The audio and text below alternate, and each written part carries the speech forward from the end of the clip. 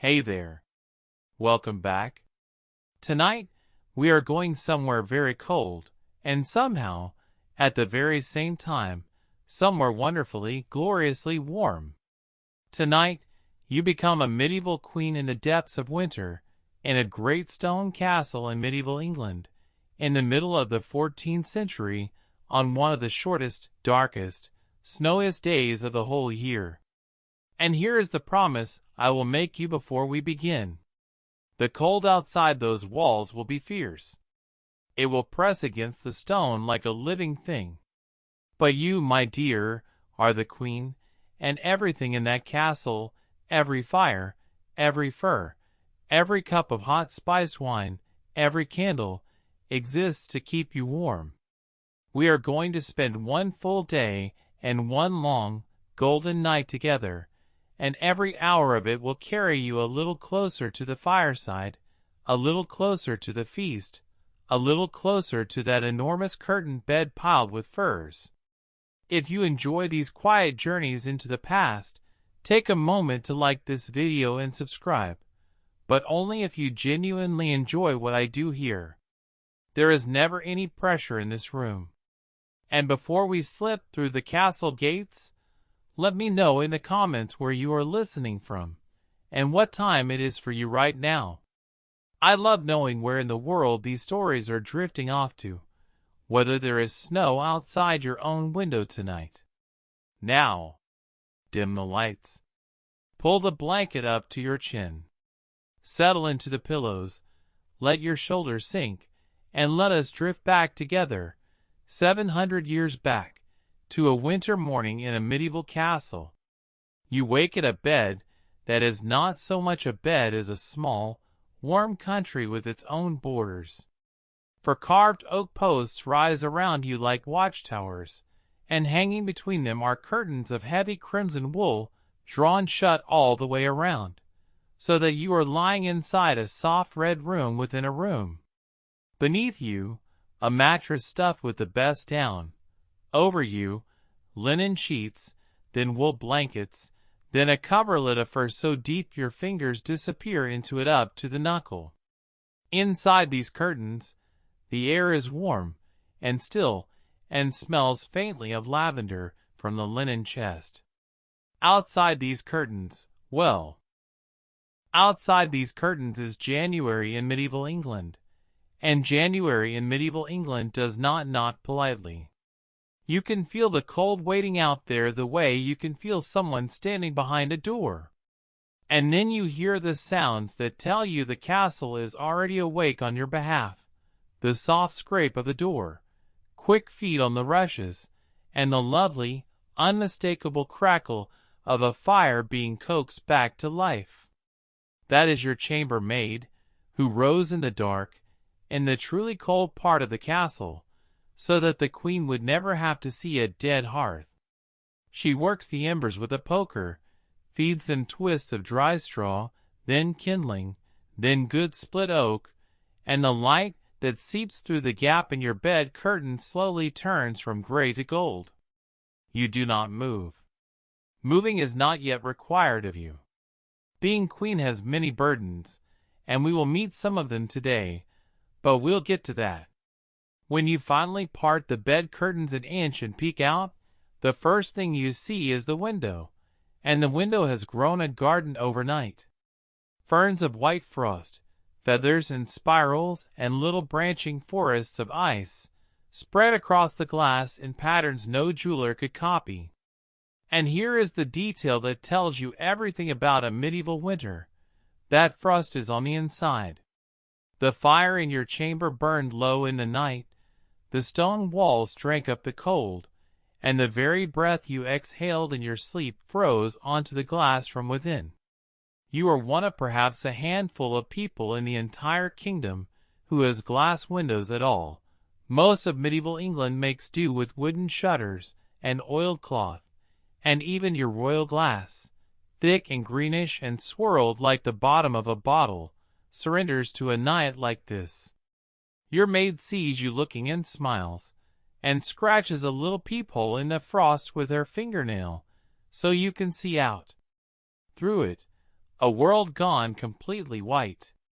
The courtyard, the well, the stables, the tops of the curtain walls, all of it rounded and softened under snow, and more snow falling, slow and fat and silent. Somewhere below, a boy is sweeping the chapel steps and losing the argument. It is beautiful the way dangerous things are beautiful, from behind glass, from beside a fire. And tonight, when the dark comes early, and the whole castle turns to gold against it, that white world will make the warm taste even sweeter. But the night is still a long way off. We'll get there. First, you must get dressed, and in a medieval winter, getting dressed is less like choosing an outfit and more like building a fortification, layer by careful layer.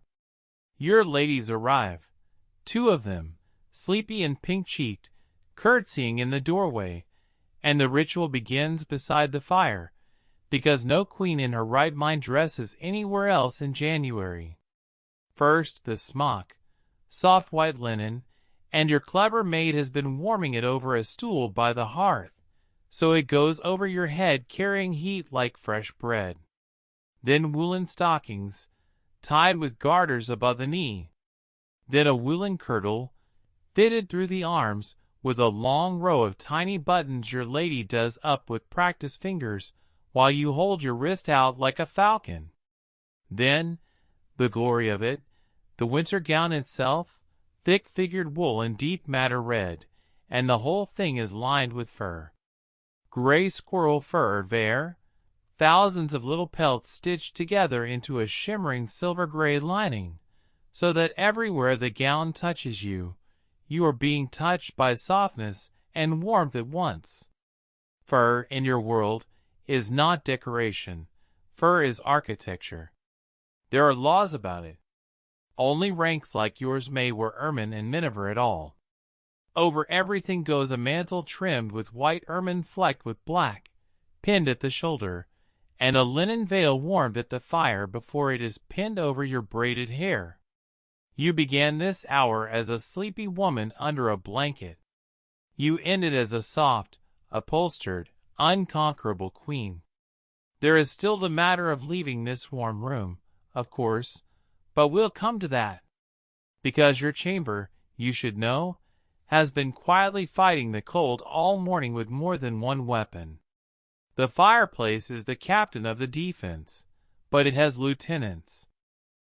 In the corner stands a brazier, a low iron basket on legs, filled with glowing charcoal that gives off a steady, patient heat without smoke, and this brazier will follow you around today the way a small loyal dog follows its mistress. Servants will carry it, coals refreshed, to whatever room you occupy next, because in a medieval castle you do not heat the building cannot be heated, it is a mountain with rooms in it. You heat the small bubble of air around the queen, and you move the bubble with her. And then there are the stones. Down in the kitchen, smooth river stones sit in the hearth all day drinking up heat, and they are wrapped in flannel and cloth and tucked wherever warmth is wanted, into your bed at night, under your feet when you sit at your accounts, into the litter when you travel. Right now your lady slides one, wrapped in soft wool, beneath your feet as you sit for your hair to be finished, and the heat climbs up through your slippers like a blessing. Your hands get their own defense. A fur muffler, a tube of miniver you slide both hands into, and later, at Mass, something even better, a little bowl of silver, pierced like lace, with hot coals glowing inside it. But that little treasure deserves its own moment, and it will have one. We'll get to that. Now comes the bravest act of your entire day, the walk to chapel. Because a queen prays every morning, and God, apparently, likes his medieval castles crisp. You leave your golden chamber, and the corridor hits you like a plunge into a mountain stream. Stone underfoot, stone overhead, arrow-slit windows with the snow actually sifting through them, your breath streaming behind you like a banner. Your ladies walk close on either side, partly from devotion and partly, you suspect, for the same reason sheep stand together in a field. The chapel itself is beautiful and utterly without mercy.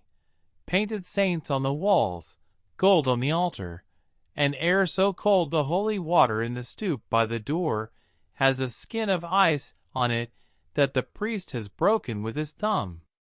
Everyone's breath rises together during the psalms, like the smoke of so many small offerings. But you, being queen, do not suffer as others suffer. A thick carpet lies over the stones where you kneel, a cushion of velvet under your knees, a brazier glows discreetly beside your seat, and inside your fur muffler your hands are curled around that little pure silver ball full of coals, warm as a live bird.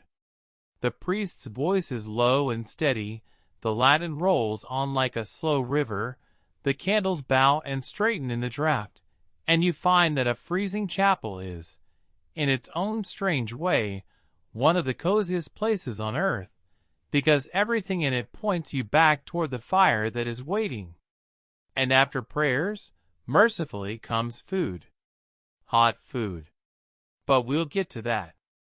Breakfast in a medieval winter is not the grand ceremony the evening meal will be. It is something better. It is intimate. You take it in your own chamber, at a small table drawn up close to the fire, with the snow ticking softly against the frosted glass, and the flames painting everything the color of honey. A boy from the kitchens has run the food up through the cold corridors under covered dishes, half for cleanliness and half so it arrives still steaming, and when the covers lift, the little room fills with the smell of a bakery. There is manchet bread, the finest white bread in the kingdom, baked before dawn and still warm at the heart, so that when you break it open the steam curls up and the butter goes to gloss the instant it touches. There is a dish of honey, and a soft cheese, and perhaps a few precious dried figs from a land that has never seen snow. And to drink, there is warm spiced ale heated gently at the kitchen fire with cinnamon and a little ginger, sweetened with honey, brought up in a covered jug and poured into your own silver cup. You wrap both hands around the cup, my dear, and you hold it the way people have held warm cups on cold mornings for as long as there have been mornings. Your ladies share the bread and the gossip in equal portions. Quiet gossip, morning gossip, nothing scandalous before noon, those are the rules. And outside the window the snow keeps falling on a kingdom that is, for this hour at least, entirely at peace. How the rest of the castle eats on a morning like this is another story, but we'll get to that. Now, while you are warm and fed, let me tell you a secret about the building around you, because this medieval castle is not simply enduring the winter. It is fighting it, cleverly, with weapons disguised as luxuries. Take the tapestries. Those vast woven pictures on your walls, forests full of stags, ladies in gardens, unicorns kneeling by silver streams, the ones visitors gasp at as pure display. They are display, and they cost more than some manners, but they are also armor.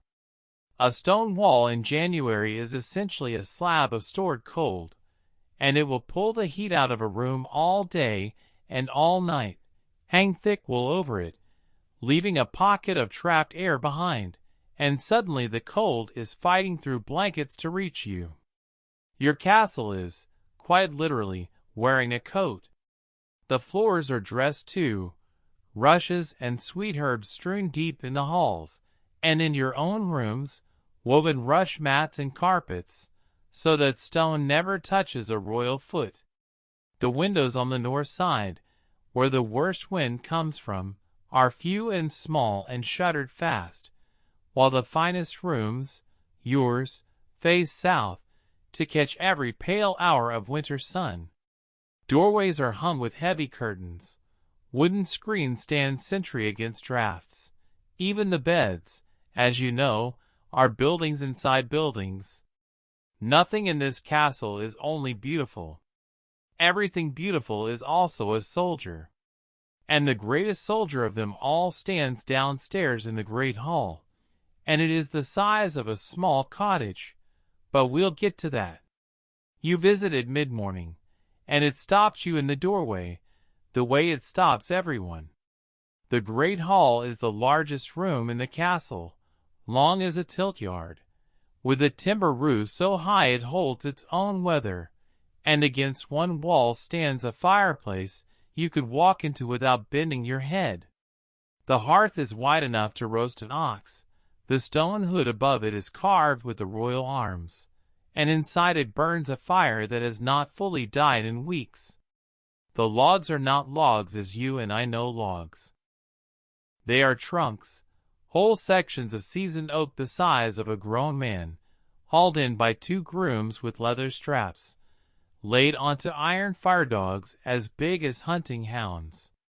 When a new trunk goes on, it takes a quarter of an hour to catch, and then it burns for the better part of a day, settling and sighing and throwing its heat 30 feet into the room.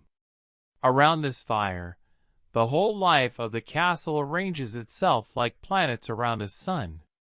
Clerks bring their ledgers to the benches nearby. Pages sprawl on the rushes at the edge of the warmth, closer than they should. An old hound has claimed the warmest flagstone, and defends it with nothing but seniority.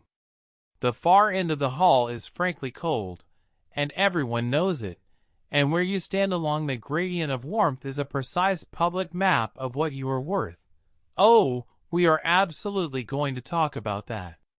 But first, someone has to feed this monster, all day, every day, and that is a kingdom of its own. We'll get to that. Because keeping fire, in a medieval winter, is not a chore. It is a profession, an office, a hierarchy, nearly a priesthood. Somewhere beyond the kitchens there is a wood yard, stacked to the walls with seasoned oak and ash and beech, cut and dried since summer, because green with spits and sulks and shames everyone involved. From that yard, all day long, moves a procession. Grooms with barrows, boys with baskets of kindling and bundles of faggots, each fireplace in the castle with its appointed rank and ration. Your chamber receives the driest, sweetest burning wood, sometimes apple or pear from the orchard prunings, because the queen's fire must not smoke. The great hall receives the giant trunks. Lesser rooms receive lesser wood, and the difference is noted, believe me, by everyone. There are men whose entire winter is the tending of flames, raking embers, sweeping ash, nursing coals through the small hours like night physicians. And at the end of the evening comes the oldest fire ritual of all. The curfew, from the French couvre-feu, cover the fire. When the castle sleeps, fires are not left to romp unsupervised. A great metal cover, like a dome with breathing holes, is set over the banked embers, keeping them tame but alive until morning. In the towns, a bell rings each evening to command it, because a castle can survive almost anything except its own hearth escaping. Covered fire, sleeping fire, fire kept like a heartbeat through the dark. There is something in that image to keep for bedtime, and tonight we will. But we'll get to that. Now, the promised chapter. Come closer to the fire, and let me tell you about the rules, because a medieval court in winter has etiquette that would make a modern head spin, and every rule orbits one precious thing: warmth. Understand this first. Heat is rank. Where you may stand or sit in relation to a fire is governed as strictly as where you sit at table. The queen receives the warmest seat in any room she enters, always, without exception, the chair nearest the hearth, angled to the flames, cushioned, footstooled, with a screen set behind her to catch the draught off the door. No one, no duchess, no bishop, No ancient venerable aunt sits nearer the fire than the queen.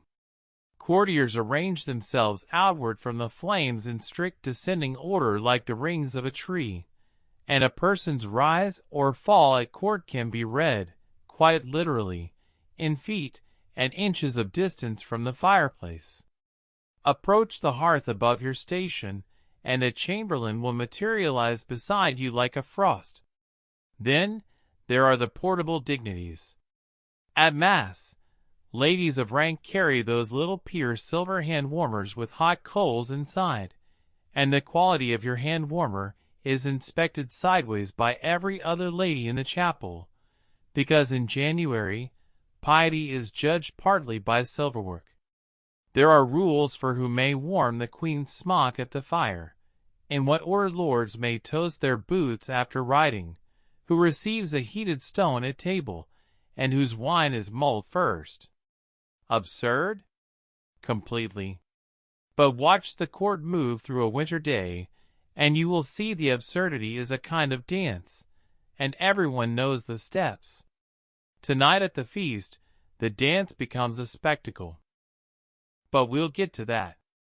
Mid-morning, and now the queen must work, because a medieval queen is, among everything else, the mistress of a business empire, and winter does not pause the accounts. You settle at a table by your chamber window, where the pale snowlight falls over parchment, with that flannel-wrapped stone under your feet and the brazier at your back, and your clerk lays out the morning's correspondence like a hand of cards. You hold lands in your own right, manors, mills, forests, whole towns, scattered from one end of medieval England to the other, and each sends its letters and its ledgers. A steward in the north reports the road snowed shut and the wool stored safe. A bailiff begs pardon for a late rent, pleading a frozen river and a broken mill wheel. You grant it. God froze the river, not the miller. There are candles to be bought by the hundredweight, alms to be sent to abbeys, a petition from a widow whose case you underline twice for the council. Your seal presses into hot red wax again and again, each letter closed with a small warm medallion of your authority, and the wax smells faintly of honey as it cools. This is the part of queenship the ballads never mention, that half of ruling is reading, and the other half is arithmetic, but there is a deep, quiet pleasure in it. The scratch of the quill, the snow at the glass, the empire of parchment slowly setting itself in order under your hands. And when the last letter is sealed, you earn the small holiday you have been promising yourself all morning, a walk to look at your frozen garden. But we'll get to that. Wrapped to the eyes in your fur-lined mantle, with wooden pattens strapped under your shoes to lift you above the snow, you step out into the walled garden, your own private square of the world, put to bed for the winter. And it is not sad, this sleeping garden. It is lovely in a hushed, held-breath sort of way. The little clipped hedges of the herber are white ridges now, neat as embroidery on a linen sheet.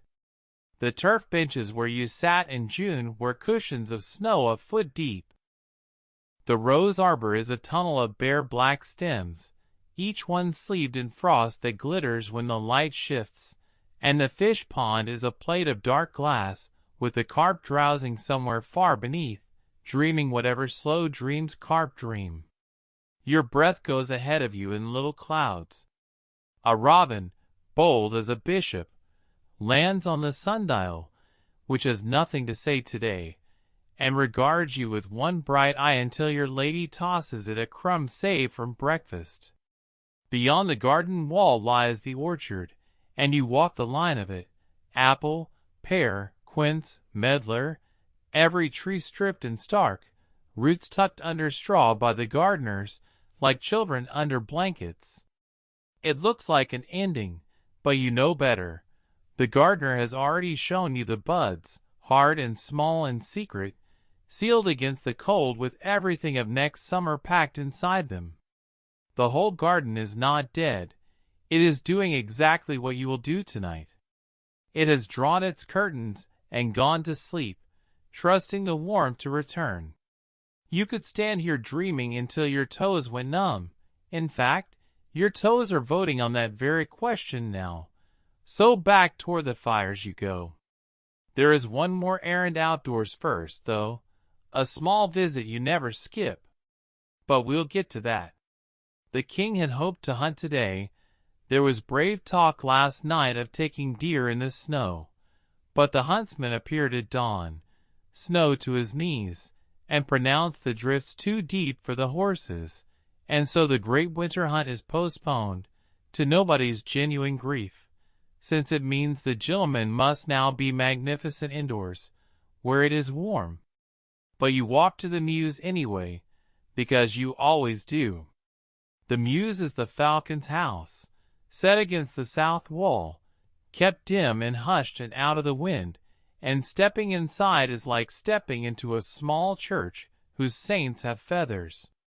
There they sit on their perches in a row, hooded or blinking, the whole aristocracy of the air. The king's gerfalcon, white as the courtyard outside and worth more than a warhorse. The peregrines. The little merlin at the end of the row, and the merlin, you should know, is the lady's falcon, the queen's own bird by long tradition. Yours knows your step. She stirs when you come near, baiting once, then settling, and you draw on the thick glove and take her onto your fist, feeling the neat pinprick grip of her talons through the leather, her feathers fluffed against the cold into a shape considerably rounder than her summer self. Even falcons wear their winter furs. The falconer talks softly of her feeding and her temper as you smooth one finger down her breast.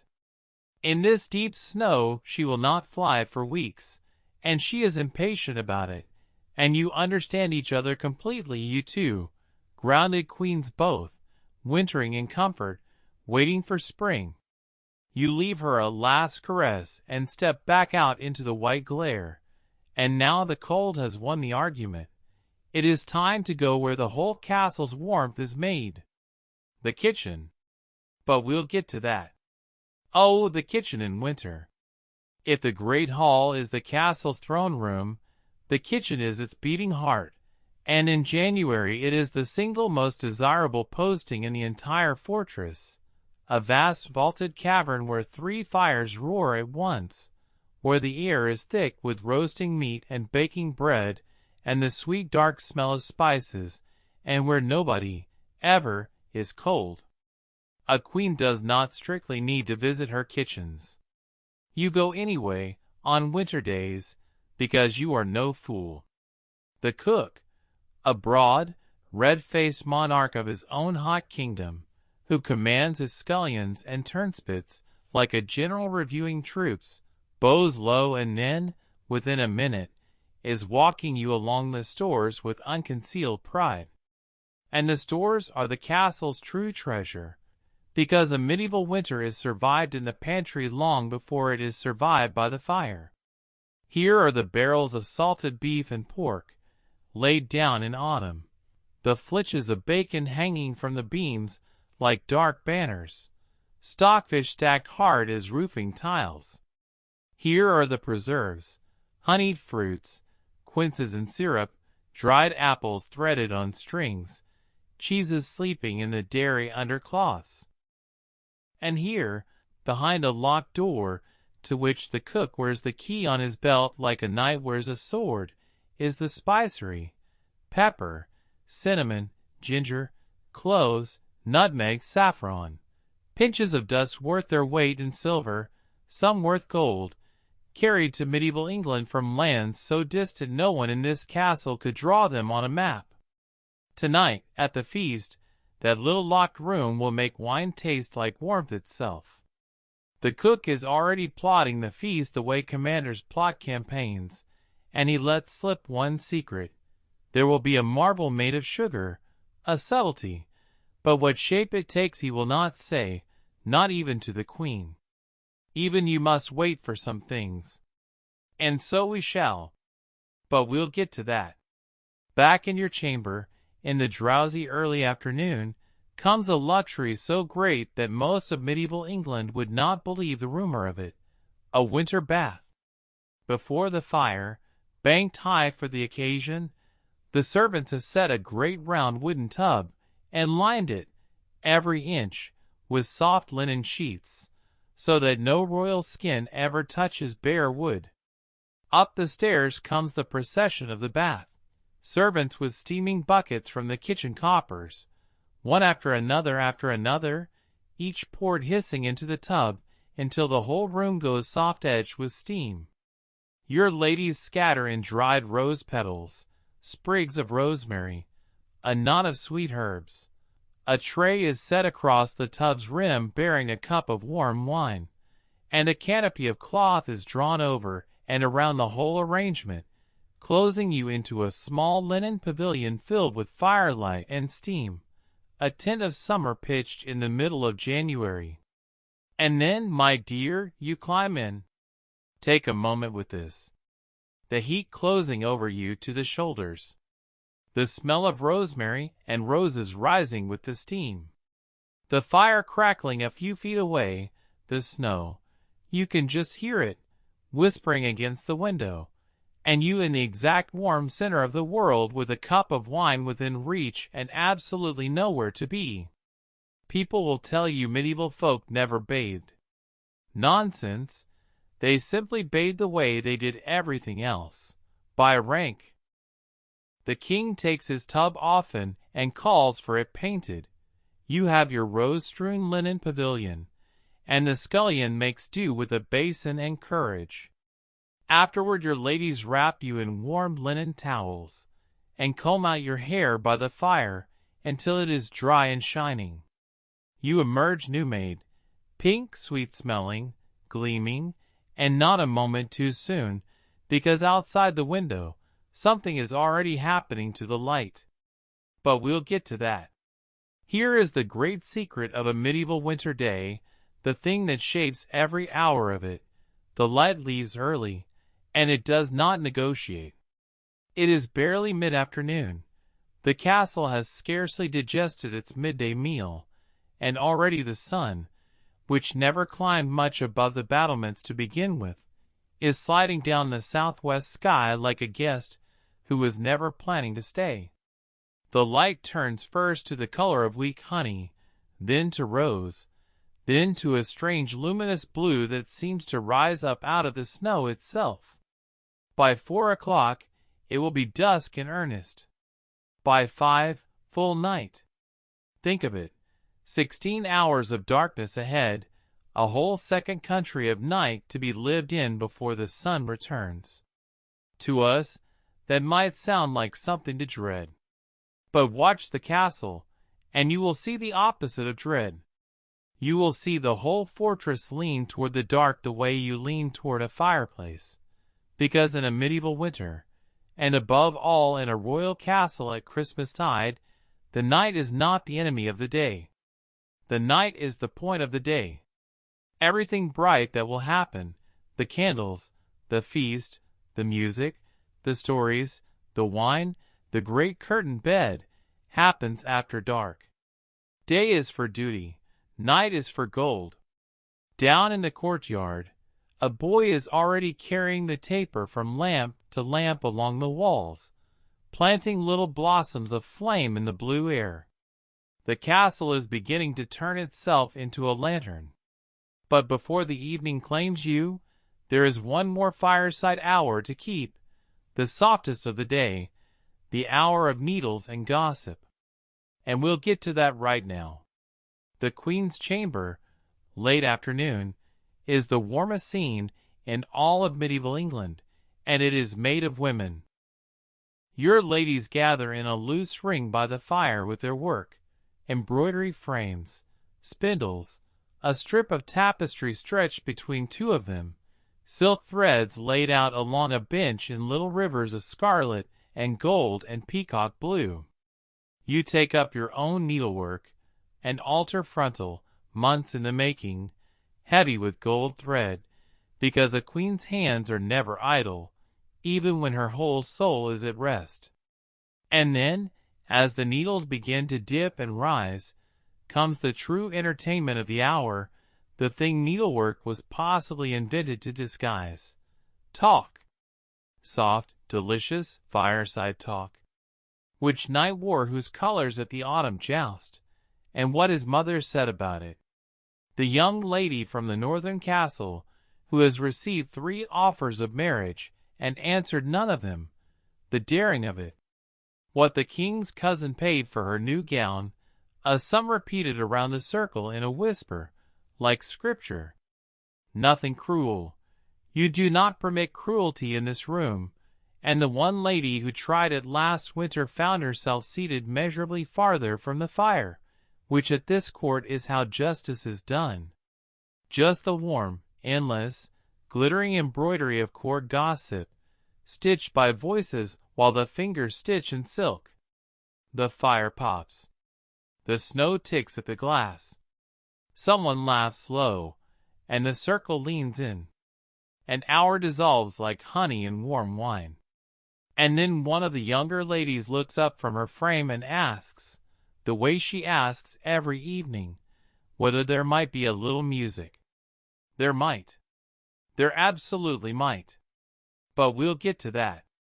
One of your ladies fetches the lute from its case in the corner, a pear-shaped, honey-colored instrument that has traveled with you for years, and another lady, the one with the low, sweet voice, settles it against her shoulder and begins to tune it, string by string, while the circle goes quiet the way a room goes quiet when snow begins. And then she plays. Winter songs first, the old carols, which in this century are not solemn church pieces, but round dances made gentle, tunes with the swing of a rocking boat in them. She plays the one about the holly and the ivy, arguing their ancient argument about who shall wear the crown of the woods in winter, and half the circle sings the burden softly with their needles still moving. She plays a French song your mother knew, about a lover locked out in the snow, a tragedy, technically, though it has never once made anyone here do anything but smile and sigh.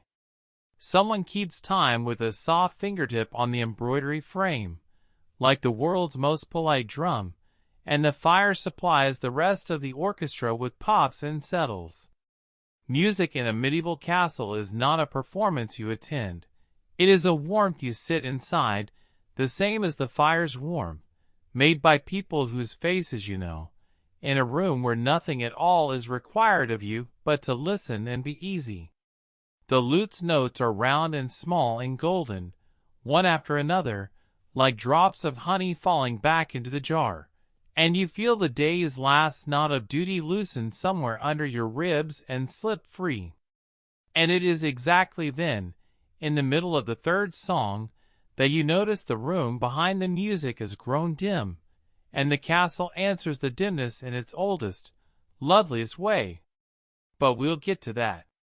It begins with one servant and one taper, and within the hour it has become the great quiet spectacle of every winter evening, the lighting of the castle. Through your open chamber door you watch him work down the corridor, an old groom with a wax taper on a long stick, touching flame to the wall sconces one by one, each torch catching with a soft breath of light, so that the darkness retreats ahead of him in orderly steps, like a tide persuaded to go back out. In the queen's rooms it is candles, and not the tallow candles that smoke and sputter in the town, but true beeswax, the finest, candles that burn straight and clean and give off a faint sweetness of honey as they go. Your ladies move about the chamber lighting them in their silver holders, on the mantel, by the mirror, at the prayer desk, in the little sconce beside the bed that will burn longest tonight. Count the cost, if you like. A single evening of beeswax in these rooms is worth a workman's week, and then forget the cost, because look at what it buys. Firelight lays the foundation, gold and moving, and the candles rise above it like a choir above a single deep voice, and stone by stone, room by room, the castle turns from a gray fortress into a lit lantern hanging in the black and white world. From across the frozen valley, travelers say this, the windows glow amber against the snow, and the whole castle looks like a live coal dropped in a field of white ash. Inside that coal, warm at its very center, stands you. And now the castle is lit, the night is officially begun, and the two great ceremonies of the evening are waiting. First, the queen must be made magnificent. But we'll get to that. Dressing for a winter feast is the morning ritual again, but transfigured. This time it is not armor against the cold, it is theater for the candlelight, and your ladies go about it with the suppressed glee of artists given a queen for a canvas. Off comes the good red wool of the day. In its place, a gown of deep sapphire blue figured silk, woven through with thread of real gold, cut low and proud at the neck and lined, of course, always, this is January, with ermine, so that winter's own softness rides secretly under all the shine. The sleeves fall away from your wrists in long tippets edged with fur, that will trail an inch above the rushes when you walk. Around your hips, a girdle of goldsmith's work, at your throat, sapphires that hoard the candle flames and give them back darker and bluer, and on your head, over hair braided and coiled and netted in gold by two ladies working like cathedral masons, the crown, the light evening crown, gold leaves and points, that sits in your hair like something grown there. A last pass of rosewater at your wrists and throat, furred slippers on your feet, a swallow of hot spiced wine standing ready by the fire, because even ceremony respects the cold. Then your ladies step back all together to look at you, and go quite silent, which is the only compliment that has ever meant anything. Candlelight was made for gowns like this, and gowns like this were made for candlelight. Cloth of gold does something in flamelight that daylight has never once achieved, a slow rippling burn, as if you were dressed in the fire itself. Somewhere below, trumpets are gathering their breath. The great hall is full. The feast, the true heart of this whole winter day, is ready. And now, at last, so are you. The trumpets sound, the double doors swing open, and you stand at the head of the great hall on the shortest night of the year. And this, my dear, this is the sight the whole day has been building toward.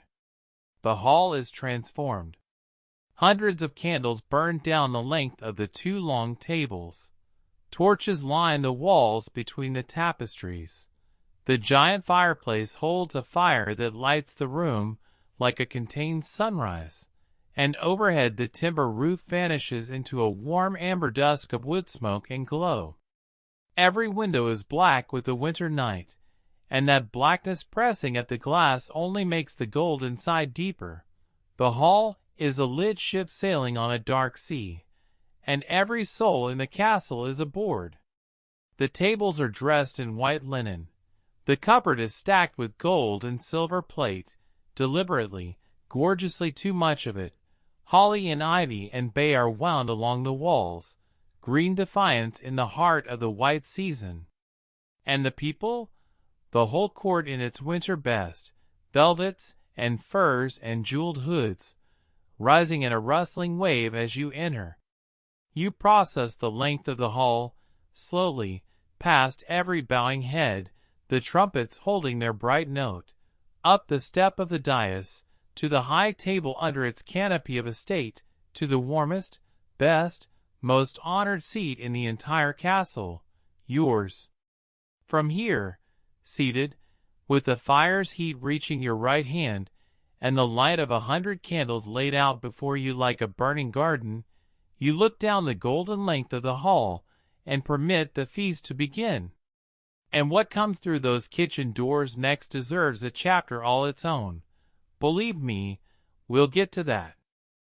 It comes in procession, dish after dish, borne high by servers in livery, announced by the steward with his white staff, and the first thing that reaches you through the candle shine is the smell. Steam is the banner of a winter feast, and everything arrives trailing it. First the pottages, deep bowls of thick, hot soup, and the queen is served frumenty rich with almond milk, and a golden broth in which spices have been persuaded to do sunlight's work in the middle of the night. You lift a silver spoonful, and the steam touches your face like a small kind hand. Then, to trumpets, earning its trumpets, the boar. The great roast of midwinter, borne on a vast platter by 2 grooms, crackled and glazed dark with honey, dressed in bay leaves, carried the full length of the hall so that every table may cheer it as it passes, because the boar's head at Christmastide is not merely dinner, it is a ceremony older than anyone's grandmother's memory. The carver, knife work is a gentleman's art, and he was trained at it as carefully as at swordplay, lays the choicest cut before you. There are capons in winter sauce, venison in frumenty, a heron dressed proud in its plumage. There are baked pears drowsing in syrup, and wardens in spiced wine the color of garnets. And understand the choreography beneath the plenty. Every dish is presented to the queen first, every sauce tasted, your bread trencher squared, your napkin laid, 100 small acts of reverence performed at the pace of a slow dance. You eat lightly, as queens do, of the best of everything. Outside, the snow deepens in the dark. Inside, spice and honey. But the drink of this night, the one that will find its way into your dreams, that has its own small legend. We'll get to it now. They call it hippocras, and if a medieval winter has a taste, this is it, hot wine made noble. Down in the buttery they have been at it since afternoon. Good red gascon wine warmed in a great vessel, honey stirred through in slow amber ribbons, and then the treasury of the spice room emptied into the pot. Cinnamon bark, bruised ginger, grains of paradise, a scatter of cloves, the whole warm river then strained through a cloth sleeve, again and again, until it pours clear and dark and gleaming. It comes to the high table in a lidded silver pot, and it is poured for the queen first, steam rising off your gold cup in a little ghost that drifts and vanishes. Now drink slowly, because this is the exact center of the evening. The wine goes down like the memory of summer with a crown on. Heat blooms behind your breastbone and unrolls to your fingertips. The cinnamon lingers. The honey answers. Around the hall the same pot is working the same alchemy on every table, and you can watch its progress in the loosening of shoulders and the rising bloom of laughter. And then, before sweet contentment can become sleep, the steward's staff strikes the floor, and the subtlety enters. The cook's secret revealed at last. A castle. A castle made entirely of sugar, spun and molded and gilded, towers and battlements and little sugar banners, snow of grated white sugar on its sugar roofs. Your own castle, this very winter night, rendered in sweetness and carried glittering through the candlelight, while the whole hall stands to cheer the marvel. The cook, summoned to the dais, bows as low as his splendid stomach permits, and you send him your own cup to drink from, which he will mention weekly for the rest of his life. Sugar, spice, firelight, and snow at the windows. And the entertainment has not even begun. But we'll get to that.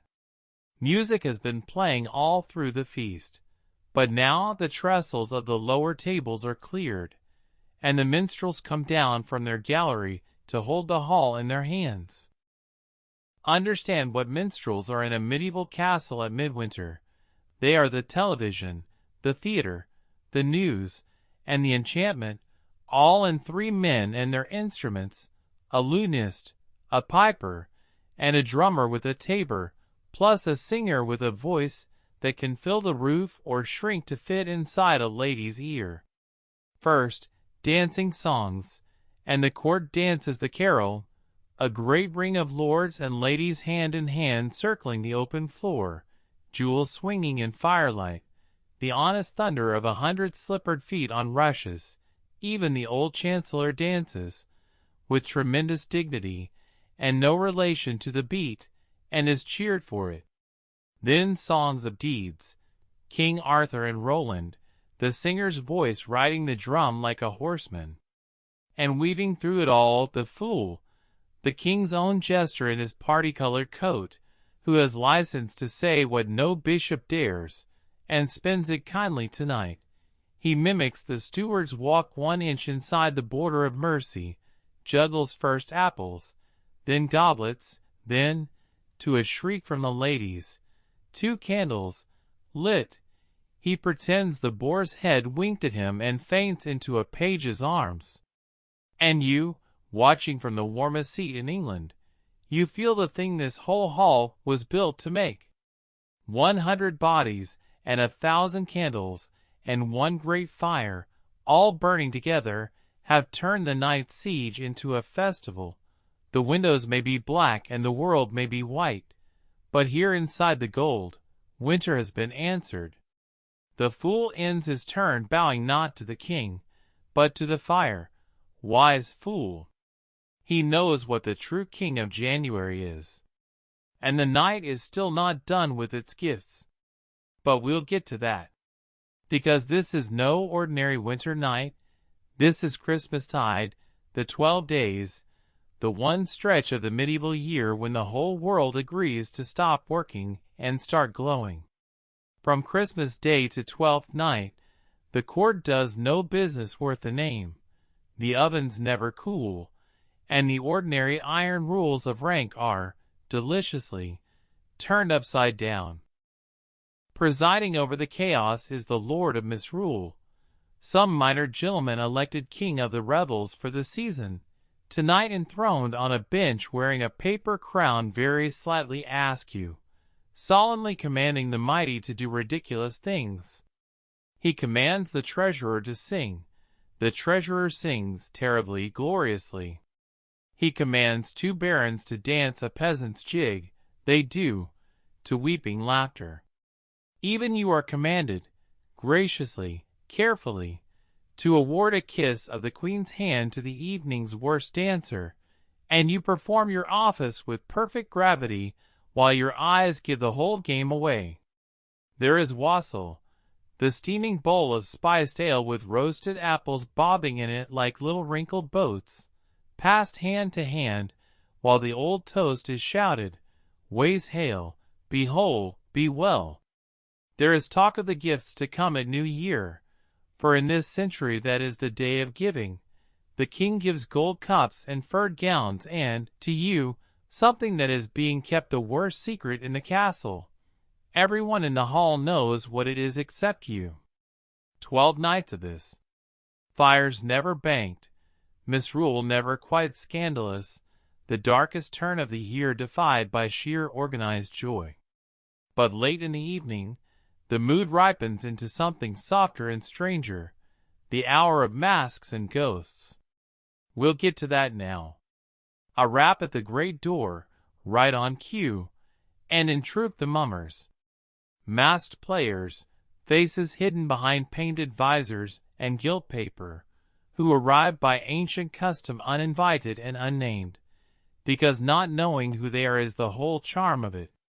They perform their old play in the firelight, St. George and the Dragon and the boastful Turkish knight, and the quack doctor with his miraculous elixir, who revives the slain to dance again, and the court cheers the dragon and boos the doctor and pretends not to recognize the chamberlain's sons behind the masks, whose mother recognized them before they spoke a word.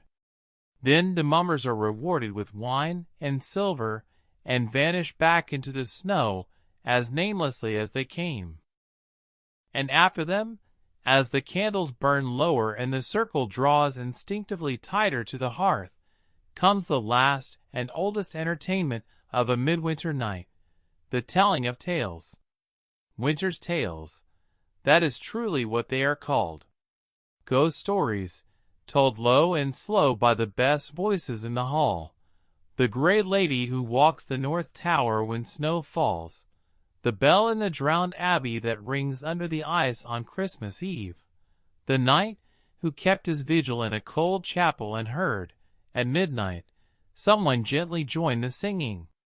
Gentle hauntings, all of them, sorrowful, wondering, more lullaby than nightmare, the kind of story that makes the listener shiver one small shiver and then draw the fur closer and glance, satisfied, at the good gold fire. The pleasure of the ghost story is the pleasure of the whole medieval winter in miniature. A little cold, invited inside on purpose, to make the warmth twice as sweet. And now the hour is late.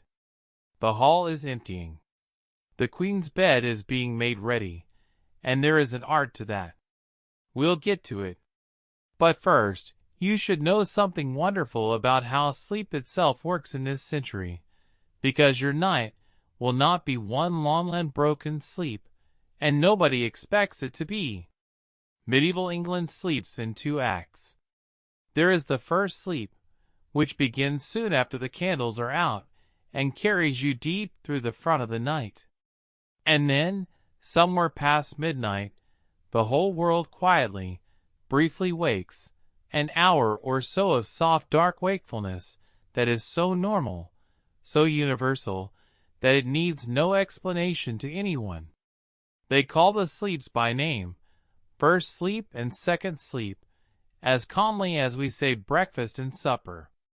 And that hour between them, the watch, some call it, is not a failure of sleep. It is a room of its own inside the night. Monks rise for their midnight office and sing it. Scholars say quiet study goes deepest then. Servants mend the fires. And a queen? A queen may lie in the great warm dark behind her bed curtains and simply be, pray a little, remember a little, listen to the embers settle under their curfew cover and the wind round the tower, and then slide gently down into the second sleep, which everyone agrees is the softer of the two, the one that carries you clear to morning. I tell you this now, my dear, for a reason. If you wake tonight, your own tonight, in the small hours, do not lie there counting your worries and calling it broken sleep. Nothing is broken. You have simply kept the watch, the way every soul in this castle keeps it. Let the second sleep come for you the way it comes for the Queen. But the Queen is not in her bed yet. Let us take her there. The making of the Queen's bed at night is the last ceremony of the day, and by candlelight it looks like what it is, a ritual as old as the crown. While the feast was ending, your chamber servants were at work, the fire built up and screened, the furs turned back, and now, gliding between the sheets, the warming pan, a long-handled brass vessel filled with embers from your own fire, swept slowly down and across the linen until the whole bed is as warm as a hearthstone, with a wrapped hot stone slipped down where your feet will go, a small secret summer planted at the foot of the bed. Your ladies undress you by the fire, unpinning, unlacing, folding away sapphires and silk, until the day's magnificence lies in the chest, and you are only a warm woman in a warm nightgown with her hair in one heavy braid. A last cup of spiced wine, a last prayer at the little altar, and then you climb the step into the great bed, into linen that greets you with stored heat, under wool and fur that settle over you with a weight like a kind hand between the shoulders.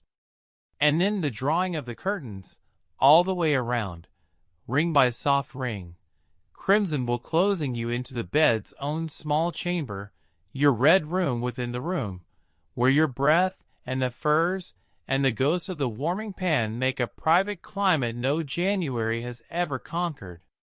Beyond the curtains, one candle is left burning. Its light comes through the weave, dim and rosy. In a moment, someone will see to it. That is the very last thing that happens in a medieval winter day, and it is almost the last thing I will tell you tonight.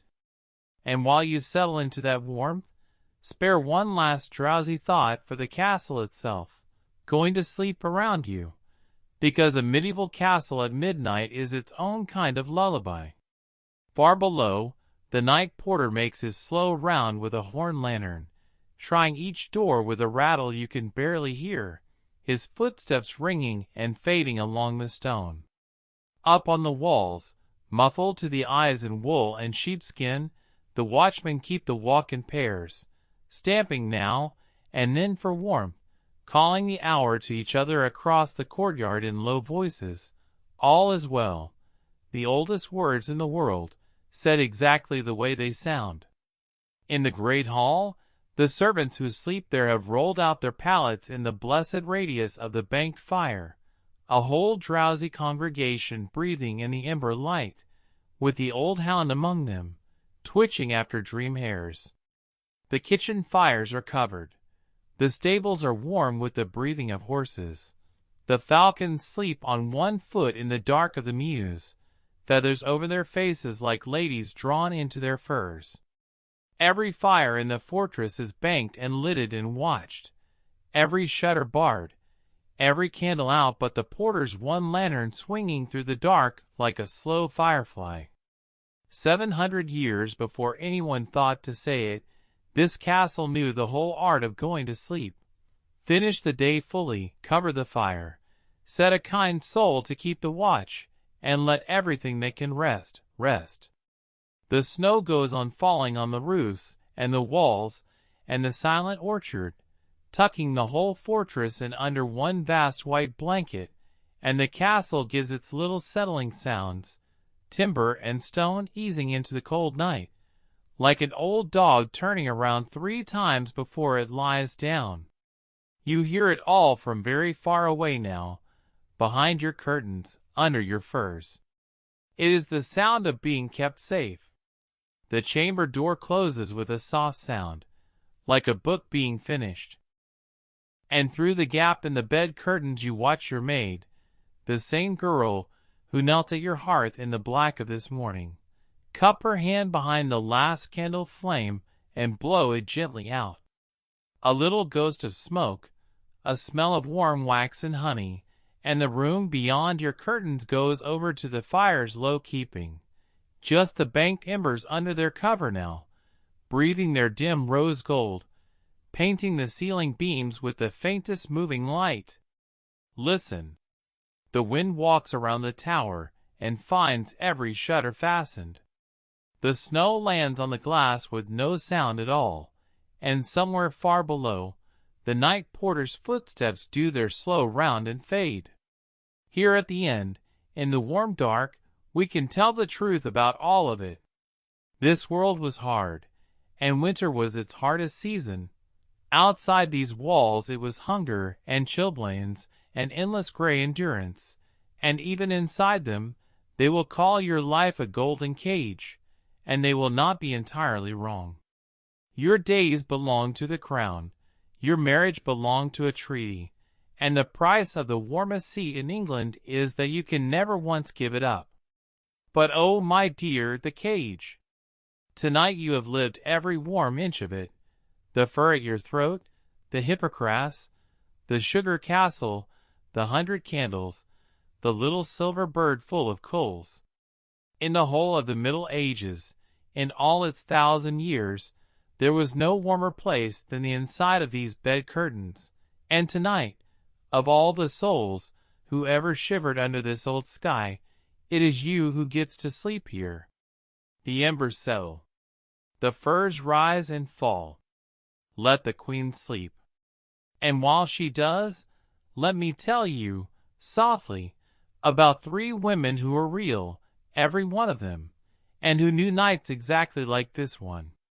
Long before she was a duchess, long before her blood ran into every king and queen England has crowned for the last 500 years, she was simply Catherine, the herald's daughter, a girl with no fortune, no land, and no prospects that anyone would have bothered to write down. And it is a good thing somebody did write her story down, because the story of Katherine Swynford is, by common agreement of everyone who has ever heard it properly told, the greatest love story of the entire Middle Ages. It is not a legend. There is no dragon in it, no potion, no invented sorrow.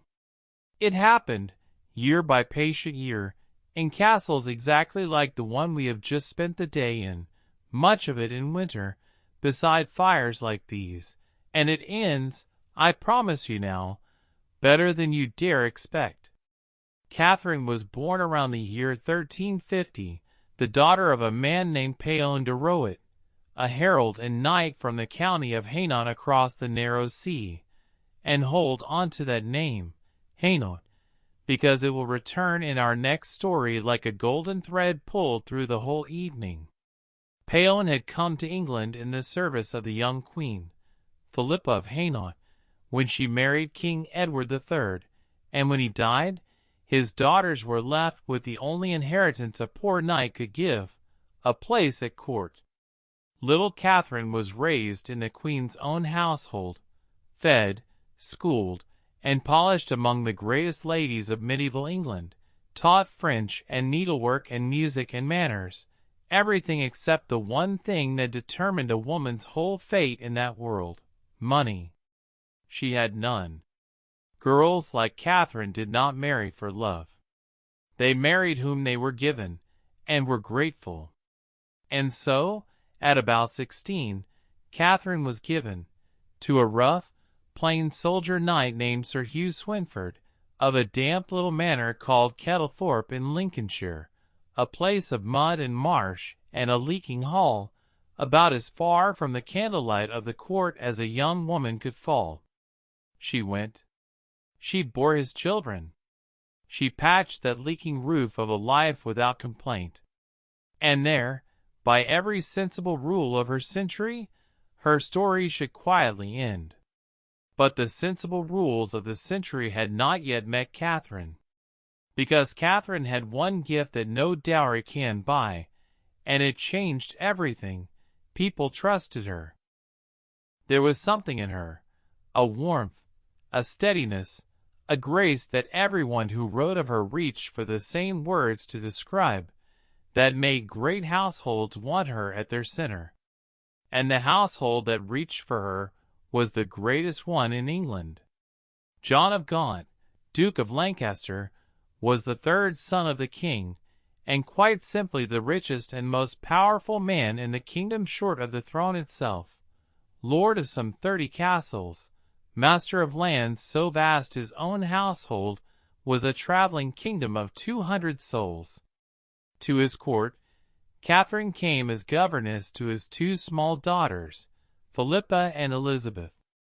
Picture her there, the herald's daughter, the poor knight's wife, in charge of the nursery of a prince, moving through those tremendous halls, with a little girl holding each hand, teaching them their letters and their prayers, brushing their hair by firelight, and telling them stories until they slept.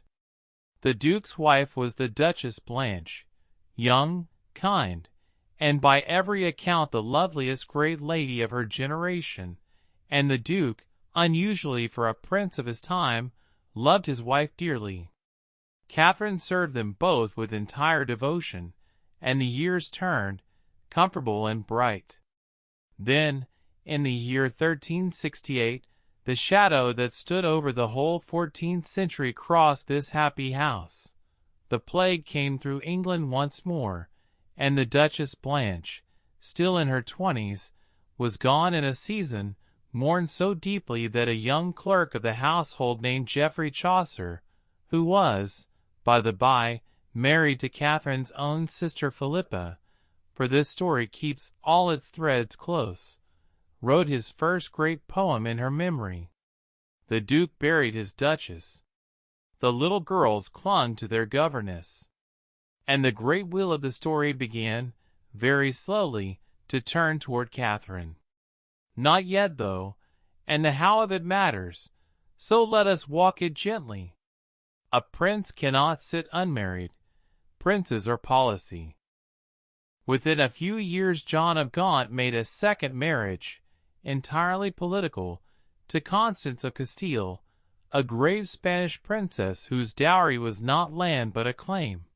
Through her, Gaunt could style himself King of Castile, and he spent years chasing that paper crown. It was a marriage of treaties, respectful and cold, two people yoked to an ambition. And in those same years, Catherine's own rough marriage ended. Sir Hugh, soldiering abroad in the Duke's wars, died in 1371, and at about 21 years old Katherine Swynford was a widow with small children, a tumble-down manor, and the world entirely open in the one-way widowhood, alone, could make it. For a widow, unlike a maid or a wife, answered to no man. And it was then, the household accounts let us see it happen, gift by gift, grant by grant, that the Duke of Lancaster and the governess of his daughters fell in love. Not a court dalliance. The 14th century knew exactly what those looked like and how long they lasted. This was the other thing. By 1372 she was his acknowledged mistress. Within a few years she had borne him a son, then another, then another, then a daughter. For children, given the name Beaufort, after a castle the Duke had once held across the sea. He did not hide her away. She sat at his high table. She rode beside his daughters. He granted her manors and wardships, and, at last, the magnificent scandal of it, precedence, the herald's daughter walking ahead of countesses into dinner. All Europe raised its eyebrows. The court chroniclers reached for their sourest ink. And the two of them went on loving each other, publicly, steadfastly, for year after year after year, as if they knew something the rest of the century did not. Perhaps they did. Let us live inside those years a while, because they are the warm center of the whole story, and because they look so very much like the day we have just spent together. For the better part of a decade, Katherine Swynford lived a life that no other woman in medieval England lived, a life with one foot in a Lincolnshire manor and the other in the greatest palaces of the realm. At Kettlethorpe, she was the lady of the manor in her own right now, holding her late husband's lands as guardian for her small son, and the accounts show her doing it well, repairing that long-suffering hall at last, claiming her rights of timber and pasture, arguing her boundaries like any careful landowner, planting the place into something worth inheriting. The girl who had been handed to Kettlethorpe as a burden ended by being the best thing that ever happened to it. And then, in the other half of her life, the Duke's barge would come, or the Duke's horses, and she would ride south to Kenilworth or Leicester or the Savoy, into that traveling golden kingdom of the House of Lancaster, and there she was something no etiquette book had a chapter for. Not a wife. Not a servant. The mother of the Duke's young children, the beloved of the master, governess still to his daughters, with her own chambers, her own servants, her New Year gifts recorded in the rolls year after year, furs, cloth of gold, silver cups, once a set of silk for her bed. The clerks who kept those accounts, bless them, wrote it all down without comment, and their dry lists are the truest love letters we have. You can trace the whole affair in entries for firewood delivered to Lady Swynford's chamber, in wine, in wardships granted, in robes at Christmas. Winter after winter she sat at those Christmas-tide fires we know now, the hippocras, the minstrels, the Lord of Misrule, at the Duke's right hand or near it, while the great hall pretended very hard not to stare. She bore him 4 children in those years, John, then Henry, then Thomas, then little Joan, the Beauforts, sturdy, clever children raised alongside the Duke's legitimate son Henry, the boy who would one day be a king, and who loved his half-brothers and half-sister all his life, which tells you something about the nursery Katherine ran. And through her sister Philippa, married to Geoffrey Chaucer, she was practically family to the man busy inventing English poetry. The future author of the Canterbury Tales sat at those same fires, watching, storing it all away. Around that bright hearth, though, the weather of opinion was bitter, and we should be honest about it gently. The chroniclers of the age, monks mostly, writing far from Kenilworth's fires, were merciless to her. One famous pen called her an enchantress, a she-devil, and worse. The sermon-makers used her name the way preachers use a cautionary tale, and every reverse in the Duke's fortunes was laid, somehow, at the door of the governess he refused to give up. She never answered. In a century when everyone with a grievance wrote it down, there is not one recorded word of Katherine Swynford defending herself. Not one complaint, not one boast, not one leaked letter. Only the steady evidence of how people close to her behaved.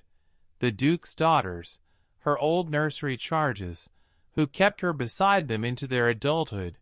The Duchess Constance herself, who, whatever passed privately, accepted Katherine's continued place in the household for years, an arrangement so strange and so quietly managed that historians still marvel at the tact it must have taken from every soul involved.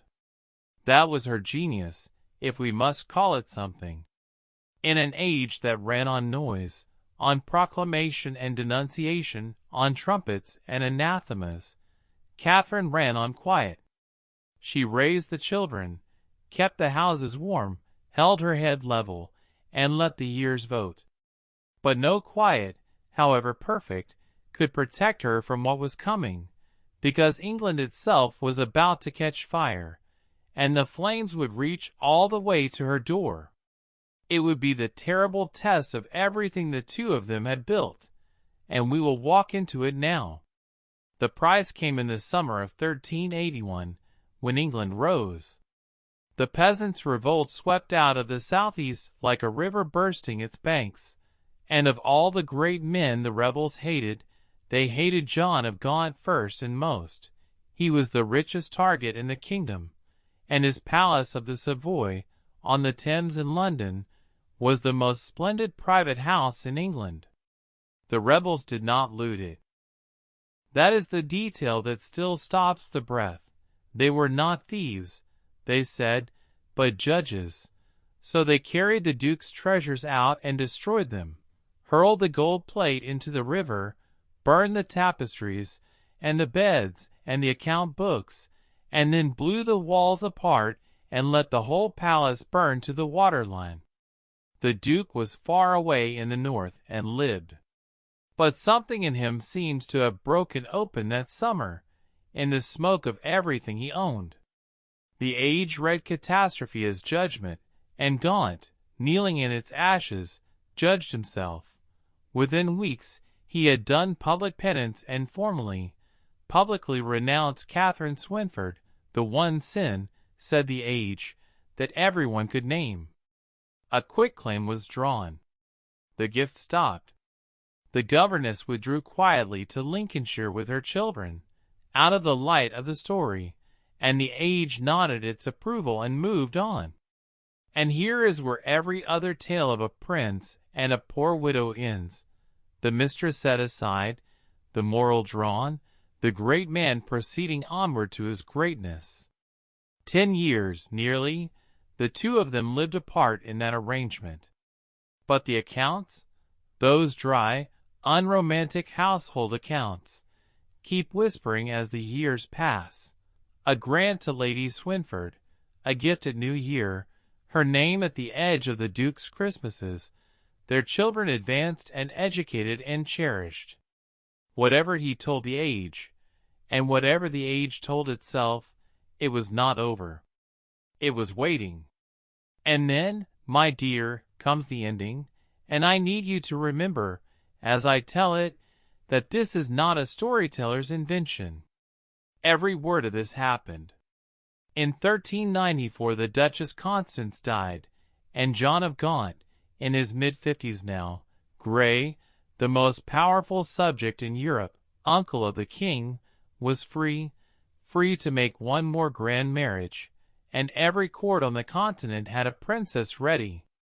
Instead, in January of 1396, in the very deep of winter, snow on the fens, breath like smoke in the cold nave of Lincoln Cathedral, the Duke of Lancaster married Katherine Swynford, the governess, the herald's daughter, his love of 25 years.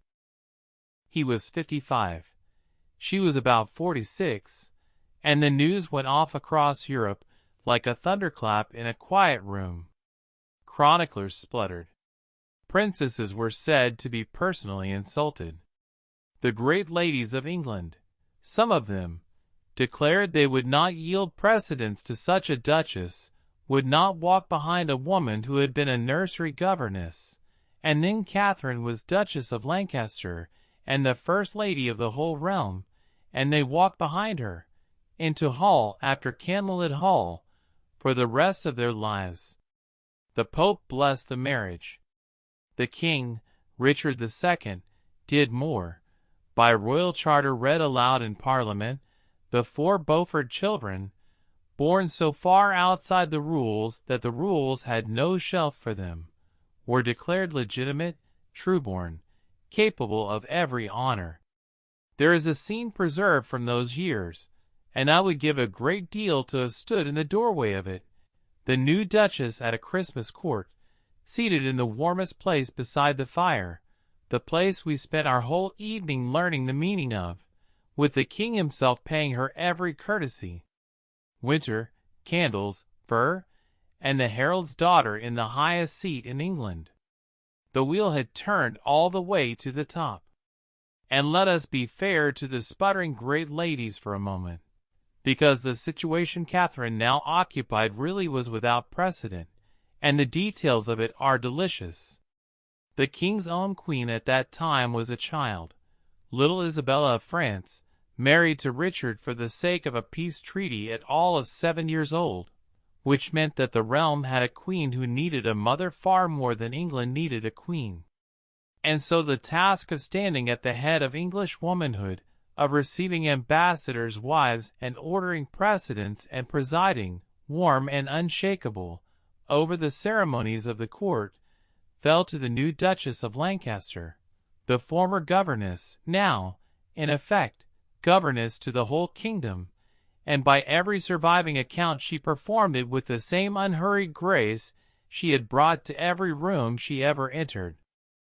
The chronicler Froissart, yes, him again, the man from Hainault, who has walked through both our stories tonight, made a point of recording how the marriage stunned the courts of Europe, and made an equal point of recording that the Duke did it, in his own words as men reported them, for the great love he bore her. Meanwhile the Beaufort children, legitimate at last, rose like released falcons. John, the eldest, was made Earl of Somerset within weeks of the wedding. Henry, the second and cleverest, was already climbing the church at speed, and would be Bishop of Lincoln before his mother died. Bishop of Lincoln, mind you, the very cathedral city where she lived, so that the son now outranked, spiritually speaking, every soul who had ever whispered about his mother in it. Thomas would be an admiral and a duke's equal in all but name. Joan, the only daughter, married into the mighty Neville clan, and set about populating the north of England with formidable descendants. And through those same years, the Duke's heir Henry, Blanche's son, whom Catherine had helped raise alongside her own, treated his stepmother with an affection everyone remarked. When he was banished by the king in the last sour year of the story, and came home to take the crown itself as Henry IV, one of his early acts was to confirm and enlarge the dower and honors of the woman the records now called, simply, the king's mother, a title of courtesy, historians hasten to note. But courtesy, as Katherine Swynford's whole life had demonstrated, is never merely courtesy. It is how a court says what it truly thinks when the trumpets are quiet. They had 3 years. It is not long, and yet it is everything, because they got what almost no one in the entire Middle Ages received, an ending in the warm. The old Duke died at Leicester Castle in the winter of 1399, with Catherine his wife, not his secret, his wife, beside him. She outlived him by 4 quiet years in a comfortable house in the Cathedral Close at Lincoln, near the great church where she had been married, and when she died they buried her there, in Lincoln Cathedral, where she lies to this day under a worn stone canopy, with her daughter Joan beside her. And now let me unroll the astonishing last page. Catherine's Beaufort children, the 4 born to a governess and legitimated by a winter miracle, became the hinge of English history. Her daughter Joan Beaufort became grandmother of 2 kings, Edward IV and Richard III. Her son John Beaufort's line ran down to a formidable little woman named Margaret Beaufort, whose son took the crown at Bosworth Field as King Henry VII, the first Tudor, which means Henry VIII was Catherine's great-great-great-grandson. Elizabeth I carried her blood. So did the Stuarts, and every Hanoverian, and every sovereign since. There has not been a monarch on the English throne for more than 500 years who does not descend from Katherine Swynford. The girl with no dowry became the grandmother of the crown itself. So tonight, when you picture the Queen asleep behind her crimson curtains in the warmest room of the castle, remember that history's favorite trick is exactly this one. The woman by the nursery fire, patient, steadfast, unregarded, who outlasts every treaty and every sneer, and whose love, given time enough, quietly inherits everything. Let that thought settle over you like one morphar on the bed. And when you are ready, we will drift on, to a queen who was loved not by one man, but by an entire country. And she, too, began in Hainault. Long before she was the most beloved queen medieval England ever had, before the statues, and the college, and the weeping crowds, she was simply Philippa, a round-cheeked girl of 8 or 9 in the county of Hainault, being looked at, very carefully, by a bishop. It is one of the strangest and most charming documents to survive from the whole Middle Ages. The King of England needed a bride for his young son, and marriages of that size were not left to chance or to poetry. An English bishop was sent across the sea to the court at Valenciennes to inspect the count's daughters, and he wrote home a report, head to toe, as solemn as a survey of a castle. And so we know little Philippa of Hainault, as we know almost no other child of her century. Her hair, the bishop recorded, was between blue-black and brown. Her forehead was broad, her eyes brown and deep, her nose smooth and even, save, he noted gravely, for being a little broad at the tip, her lips full, her teeth white enough, her skin brown as her eyes. She was, he wrote, well taught for her age, of good bearing, well liked by all who knew her. You can feel, underneath the inventory, the bishop slowly being won over, the report of a man who came to measure a girl and went home having liked her. Nothing in it says beautiful. Everything in it says good. And on the strength of that little parchment portrait, and of her father's ships, for her dowry, in the way of the age, was partly a fleet, lent to an English queen who needed one for her own tangled purposes, the girl from Hainault was promised to the boy who would be King Edward III of England. She would leave her mother, her country, and her language, and sail in December, of all months, across the gray winter sea to marry a boy she had met only briefly, in a country she had never seen. She was about 14. And here is the wonder we will spend this whole story unwrapping. It became, against every rule of state marriages, against all the cold arithmetic that arranged it, a love story. A real one. Perhaps the realest one ever to wear two crowns at once.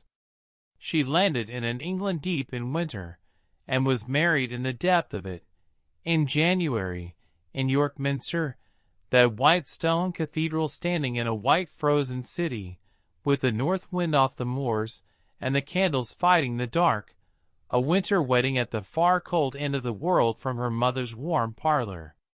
The young king was 15, tall, golden, and, as she would discover, kind.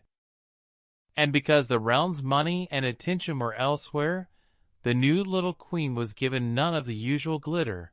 Her coronation was postponed for 2 years. She had at first no great household of her own, and she seems to have minded not at all. She had Edward. From the very beginning, the two of them fit, and everyone saw it. Where royal marriages of the age were usually two strangers presiding politely over a treaty, Edward and Philippa were friends. They rode together, hunted together, read together. He ordered her gowns and jewels with the enthusiasm of a man who actually noticed what she wore. She followed him. This is the astonishing part. Nearly everywhere, on progresses and campaigns, over the sea and back, decade after decade, when most queens stayed home in their comfortable towers. 12 children were born to them. 12. And the century's chroniclers, who could be relied upon to sniff out royal misery like hounds, found in this marriage, for 40 years, almost nothing to report but happiness. Understand how rare that is. Medieval kings were not, as a class, good husbands. The age barely expected it of them. But Froissart the chronicler, who served in Philippa's own household, and adored her, and was, yes, one more clever soul from little Hainault, that county that keeps sending people into our stories tonight, wrote of her simply that she was the most gentle, the most liberal, the most courteous queen that ever reigned in her days. Not the most beautiful, notice. Not the most cunning. The most kind. And kindness, in a queen, was about to be needed on the grandest stage of the century, with 6 men standing in their shirts with ropes around their necks. We are coming to it now. It is the most famous thing she ever did, and it deserves to be told slowly, because it is one of the great scenes of the entire Middle Ages. The year is 1347. Edward's war with France is ground on for years, and for 11 brutal months his army has besieged the port city of Calais, which starved rather than yield, and at last has surrendered. And Edward, a good man, but a king at the raw end of a long fury, sets his terms. The city will be spared, if 6 of its leading citizens, its richest burghers, come out to him barefoot, bareheaded, in their shirts, with halters of rope around their necks, and the keys of the city in their hands. And 6 men, remember there were real men under this story, with names, and the first of them, the richest man in Calais, volunteered first, walked out of the starving city exactly so, through the winter of that army, expecting to die. They knelt before the King of England, and offered him the keys and their lives. Edward, the chroniclers say, would not be moved. His lords pleaded mercy. He called for the executioner. And then Philippa, Queen of England, heavily pregnant, who had crossed the sea to be with her husband even in a siege camp, rose and went down on her knees before him, in front of the whole army. In the mud, great with child, his own wife, kneeling, weeping, and asking, as the chronicle gives it, that for the love of her, and for the love of God, he give her the lives of these 6 men. And the king stood silent a long moment, looking at the one person in the world who had never once asked him for anything cruel, and said at last that he wished she had been anywhere else that day, but that he could not refuse her. He gave her the 6 burghers. She had them fed, clothed, given money, and led safely out of the camp. Ah, say the clever ones, it was staged. The merciful queen, the king allowed his climb down. Perhaps. But notice what even that theory concedes, that when medieval England needed to put a face on mercy itself, there was only ever one face that would do. Hers. And now let me show you the queen at home, because the truest measure of Philippa of Hainault was never the great stage moments. It was the ordinary golden evenings, hundreds upon hundreds of them, in the castles we have spent tonight learning to love. Her court was, by the cheerful agreement of everyone who visited it, the merriest in Europe. 12 children will do that to a palace. There was Edward the eldest, the golden boy who would grow into the most famous warrior of the age. Isabella, the adored eldest daughter, spoiled so thoroughly and so unapologetically that historians still smile about it. Lionel, who grew to be nearly 7 feet tall, a giant out of a story. John, yes, John of Gaunt, born again across the sea while his mother traveled with the war. The very duke whose love story we have just finished, which means the governess Catherine's happy ending was made possible, at the far root of it, by this queen, who had brought Catherine's own father over from Hainault in her train. You see how the threads of this evening keep weaving back into one another. Hainault to England, mother to son, one love story handing the lamp to the next. After John came Edmund, and Mary, and Margaret, and Thomas the youngest, and others besides whom God took early, as that century so often did. And around this enormous brood the queen built a family life that royal Europe frankly found eccentric. She kept her children near her. She traveled with them, prayed with them, oversaw their lessons and their marriages, and filled the nurseries with the same imported comforts she loved: fine cradles, warm furs, bright painted walls. The king's Christmas courts at Windsor in those years were the stuff of legend. Yule logs the size of boats, mumming and disguisings in which the king himself dressed as a giant or a saint or once, gloriously, a pheasant, tournaments in the snow, and through it all Philippa presiding from the warmest seat, pregnant as often as not, laughing. The chronicles keep mentioning it, as if surprised a queen was allowed, at her own husband's jokes. In an age when royal families were chessboards, hers was, insistently, a family. And the world noticed. It was in those same years that Edward, drunk on Arthurian romance, founded his great brotherhood of knights, the Order of the Garter, with its blue ribbons and its round tower at Windsor, and at the founding feasts, beside the king and his knights, there rode the queen and her ladies in matching robes, because Edward would no more hold a festival without Philippa than hold one without wine. The minstrels, the falcons, the gardens she remade at castle after castle, the fashion for warm Flemish comforts she carried everywhere. Half of what we picture when we picture a merry medieval court, we are picturing her household. But I will not pretend her 40 years were all Yule logs and garter feasts, because the same great bell that rang over everyone in that century rang over the queen as well, and how she bore it is part of why England loved her.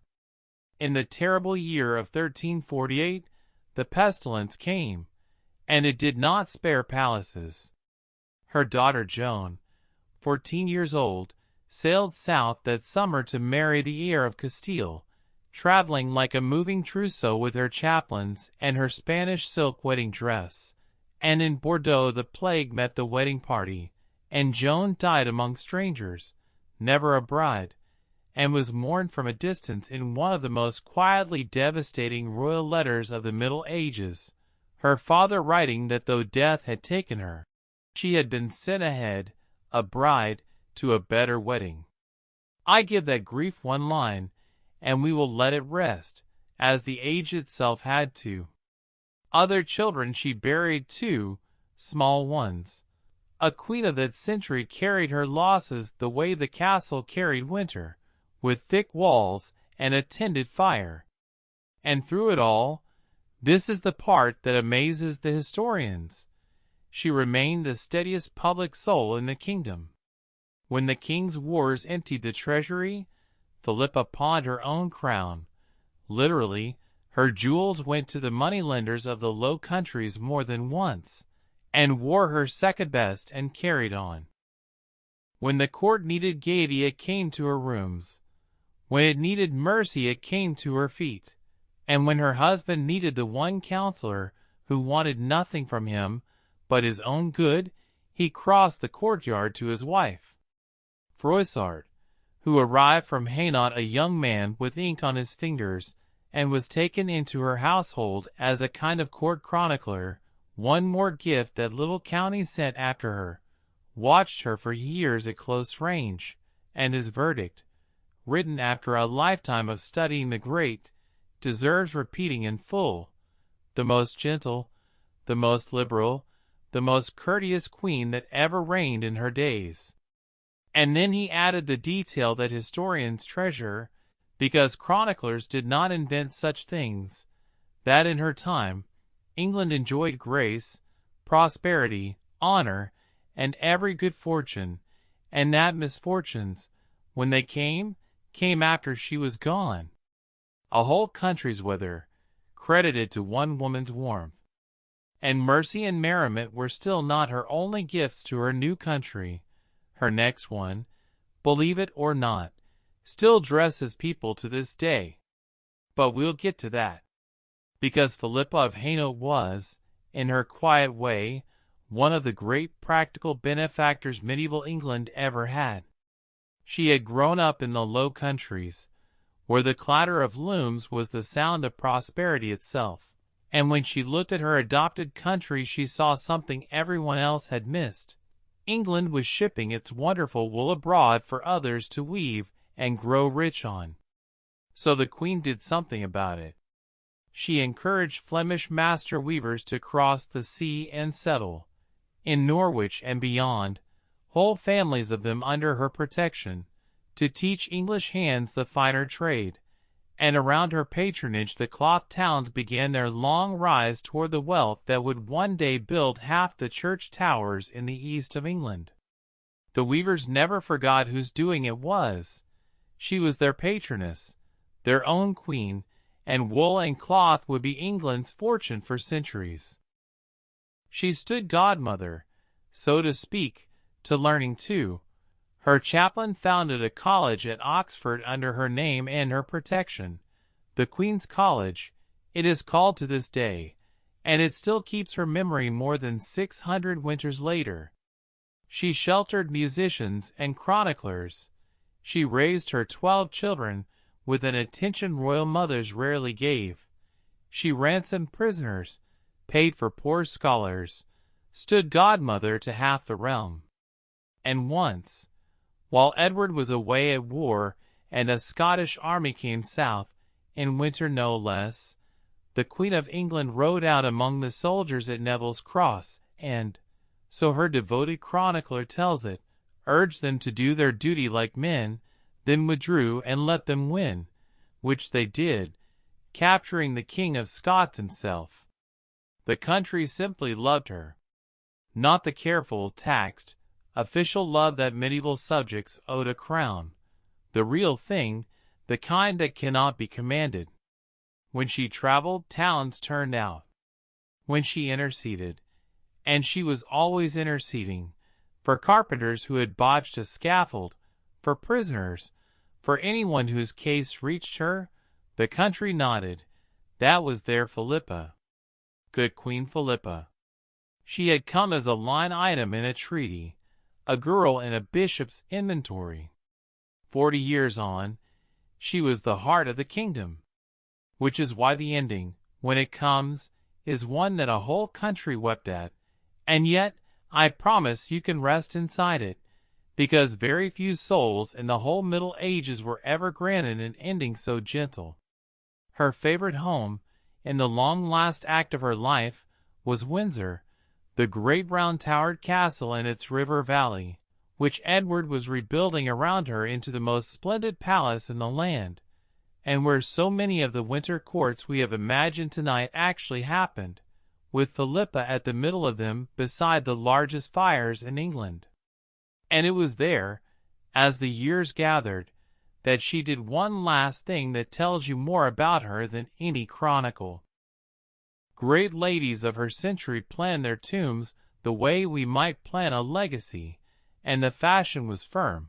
The effigy on the tomb should be ideal, young, slender, serene, a saint's face on a queen's body, beauty for eternity regardless of the facts.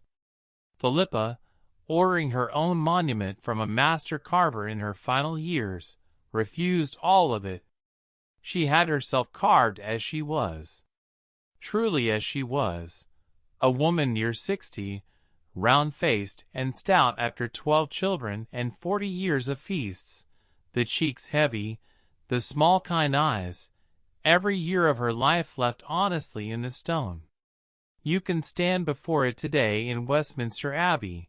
It is among the first truly honest royal portraits in all of English history, and what looks back at you is not a legend but a person, somebody's wife, somebody's mother, a real woman who liked her dinner and loved her family and saw no reason, at the end, to pretend to be anything grander than what she had actually been. Which was, of course, the grandest thing in the story. The court of her day had a fashion for everything. She set exactly one fashion that mattered, and it was the truth. Even in stone, you see, she kept the habit of a lifetime. No masks, no performance, nothing for show that was not also real underneath. A bishop had once written home that she was well liked by all who knew her. The stone simply finishes the sentence. She never once gave anyone a reason to stop. It came at Windsor Castle, in the summer of 1369, when she was not yet 60. She had been ill a long while, dropsy, the age called it, and she knew, in the clear-eyed way of her century, that it was time. And Froissart, her own countryman, who loved her and was there to gather every detail, left us the scene entire. It is one of the tenderest deathbed scenes in all the chronicles of the Middle Ages. The Queen lay in her chamber at Windsor, and King Edward, her boy of 15 from the winter wedding at York, grown old and gray beside her through 41 years, and 12 children, and every campaign, and every Christmas court, came to her bedside. And Philippa drew her hand from beneath the coverlet, and placed it in the king's hand, and asked of him 3 things. That is what she asked for, at the end of a life beside the mightiest king in Europe, with the treasuries of England to command. 3 things, and listen to what they were. First, that he would pay her debts. Every merchant she had ever bought from, on either side of the sea, made whole to the last penny, for she would owe no one. Second, that every promise and bequest she had made, to churches, to the poor, to the servants who had spent their lives beside her, be honored in full. And third, the only thing she asked for herself, that when his own day came, in God's good time, he would choose no other resting place, but lie down beside her in the Abbey of Westminster. 3 requests: her conscience, her people, and his company forever. Nothing else. The old king, weeping, said, Froissart gives him the words, Lady, I grant it. All of it. And soon after, holding his hand, having made the sign of the cross, the little girl from Hainault, whom a bishop had once measured from her forehead to her feet, and pronounced well liked by all who knew her, let go of the world as gently as she had held it. Edward kept every promise.